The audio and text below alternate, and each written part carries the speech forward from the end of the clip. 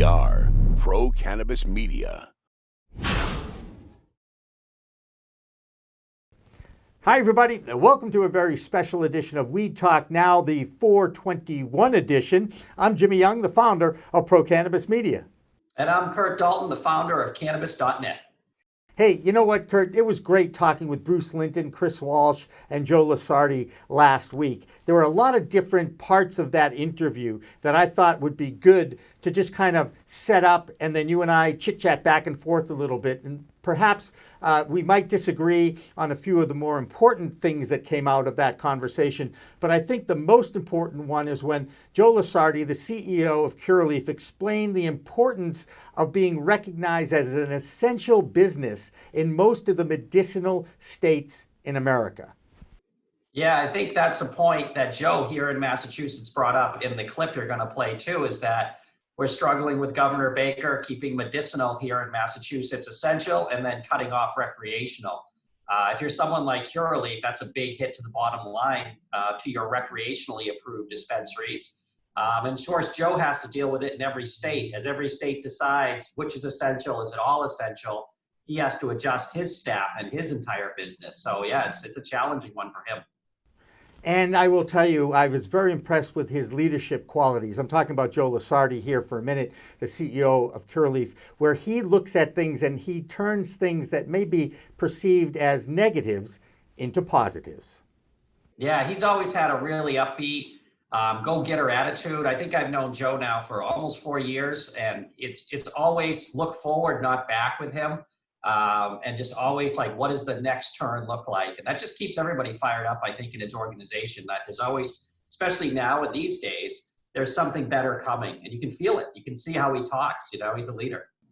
Yeah, I mean, it's certainly been difficult. We've had to adjust our business on the fly and do a lot of things that we're not accustomed to doing. But, I have to say that, having looked back on the last couple of weeks, that I'm incredibly proud of the team and how they've responded. And I think that actually, the fact that we're essential in every state we operate in is a huge validation for our business. So, net, I think that the recognition that cannabis belongs is part of our society for good is a positive step for the industry. Regulators across the country are letting us do things like online ordering, curbside pickup. They're relaxing rules on hiring, a lot of stuff that frankly was unnecessary. So my hope is that as we come through this, some of those things will become a permanent feature of our business, and it'll be a net positive. But obviously it's difficult and everybody's going through challenging times, but I'm an optimist. So I always try to find the silver lining in a bad situation. Hence, people who need an extra $500 to $800, $1,000 a month are trying to figure out how to sell and grow weed. As a guy who's in multiple states selling legal cannabis, what are your thoughts if we hit this recession and everybody turns on YouTube and tries to start growing illegally and selling illegally? First of all, I think cannabis is a great plant, and I think that, people are going to definitely turn to it more for anxiety and other issues during a time of crisis. We've actually seen that in our own sales. So that's definitely an interesting trend that I think will continue. The reality is in the U.S., the cannabis market's a $100 billion market, roughly, no matter how you slice it. The regulated market's about $12 billion of that right now. So I'm not concerned at all. There's a huge amount of headroom for regulated operators. I think more interestingly, as states recognize the massive budget deficits they have, they're going to look more and more to create tax revenue in the U.S. And that only seems to bode well for future regulations. I'm absolutely confident that New York, New Jersey, Connecticut, Pennsylvania, states all up and down the East Coast are going to eventually turn to cannabis for tax revenue, because it's just not good public policy anymore to keep this stuff in the black market when it can be tax regulated and add jobs and be a net economic contributor to a state that has a massive budget deficit. And I think New York's like a $20 billion hole right now. So again, Curt, you and I have discussed how in a lot of ways there may be a silver lining to this shutdown of the economy if you are pro-cannabis, in that cannabis could end up helping to reignite this economy and perhaps get a lot of these states out of the deficits that they are in because of COVID-19. Yeah, that seems to be the common perception out there in the industry, that the COVID-19 pandemic itself hurt cannabis in that everything that wasn't essential got moved to the side to work on COVID.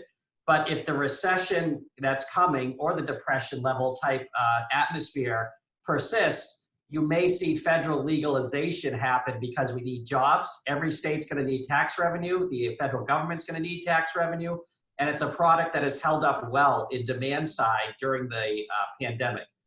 We did an article up on cannabis.net comparing it to World War Z and the 10th Man. When all the smartest guys in the room think one thing, it's your obligation to think the other. So we went over, well, how does this not help? And we have a few things up on this could be a quick recovery where the conservative and the Republicans don't need to legalize cannabis. You could have Joe Biden get in, who's not a big cannabis fan. And you can also see activity where, hey, look, things are getting better slowly, and Trump has to keep his conservative base. He doesn't want to pander to a couple liberal voters who will go with him on legalization of cannabis. So he's going to stay with his base and not do it. So someone's always got to be the wet blanket, and that was us. Yeah, there you go. And what's up with all the hats? I mean, Joe had a hat on, Bruce had a hat on, now you're wearing a hat. What's up with that? I don't get it. I realized the one thing I was doing wrong on a MIDI as a CEO was that I didn't have a hat on during COVID because our hair's all grown out. So when I saw Bruce and Joe, I realized, well, all the cool CEOs must be wearing hats. So obviously I got to put on my Ski Dubai hat, and because I haven't had a haircut in a while. Well, speaking of which, I got the coolest hat. That's just what I can tell you. That is I would walk around with that with a mask on and go every place I could if I were you. That's it, Yaman. That's another edition of We Talk Now. I am Jimmy Young with Pro Cannabis Media. And I'm Curt Dalton with Cannabis.net. We'll see you next time.